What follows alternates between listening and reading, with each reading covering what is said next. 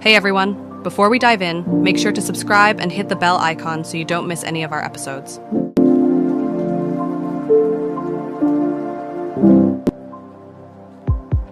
We all crave connection, to be seen, heard, and understood. But real connection doesn't grow from passion alone, it grows from consistency. Because love isn't proven in grand gestures, it's proven in quiet reliability, in the moments you show up when it's inconvenient, in the way your words continue to match your actions, not once, but over time. Trust isn't built in intensity, it's built in rhythm. In every healthy relationship, personal, professional, romantic, or parental, there's an invisible current running beneath the surface, predictability. Not the boring kind, the safe kind. The kind that says, I know how you'll respond. I don't have to brace myself, or I can rely on you. That sense of reliability is the soil where emotional security grows. The ancients understood this long before modern psychology named it. They knew that reliability is love in its most mature form, and that inconsistency, no matter how passionate, always breeds fear. The architecture of trust. Trust isn't something you declare, it's something you build, brick by brick, moment by moment. Each brick is consistency. When your words match your actions, when your promises outlive your moods, when your presence isn't conditional on convenience. Trust forms quietly, almost effortlessly. The modern world confuses passion with depth, but passion burns fast. Consistency burns steady. The wise understood something we often forget. Safety is the highest form of love. And safety is built through repetition, through being the same kind of good, again and again. Why consistency feels like love. Human beings are rhythmic by nature. Our hearts beat in rhythm, our breath flows in rhythm, our nervous systems crave rhythm. When someone becomes unpredictable, the body notices before the mind does. Stress hormones rise, the nervous system prepares for threat. That's why inconsistent love feels like walking on glass. You never know where it will crack.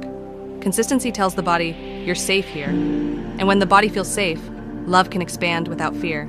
It's not the size of the gesture that matters, it's the steadiness of it. The myth of spontaneous connection.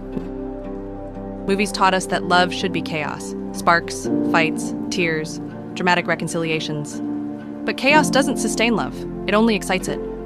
Real connection feels calm. It's not fireworks, it's a fireplace. Quiet, warm, dependable. You stop waiting for reassurance because you start trusting the pattern. That's intimacy. Not constant intensity, but predictable safety. Ancient wisdom on steadiness. In ancient traditions, steadiness was considered a virtue. They called it sthita-dhi, stability of mind and heart. It meant you didn't love because it felt easy. You loved because it was who you were. Consistency wasn't obligation. It was devotion in action. To be consistent was to live truthfully, to let your actions reflect the steadiness of your character. And this is where most relationships are tested. Because understanding consistency is one thing. Living it, yinarangcheks, entering mundane, especially when emotions rise, is another. Consistency as emotional memory. Every interaction leaves a trace, not just in the mind, but in the body. The body remembers tone, it remembers timing, it remembers whether comfort arrived when it was needed. Consistency turns moments into emotional memory. It teaches the nervous system what to expect. And when expectations are met repeatedly, the body stops scanning for danger. That's why reliability feels grounding. It creates an inner knowing. I don't have to prepare for loss here. Love becomes less about anticipation and more about presence, less about hoping and more about resting. Consistency doesn't excite the nervous system, it reassures it. And reassurance is what allows connection to deepen, without fear of collapse. Why being mostly consistent isn't enough. Many people believe consistency means intention, but intention alone doesn't regulate trust. You can mean well and still create instability. Being present sometimes and absent others forces the other person to adapt. They adjust their expectations, they soften their needs, they learn to want less, not because they don't care, but because inconsistency teaches them caution. Trust requires clarity, and clarity comes from repetition. Love doesn't ask for perfection.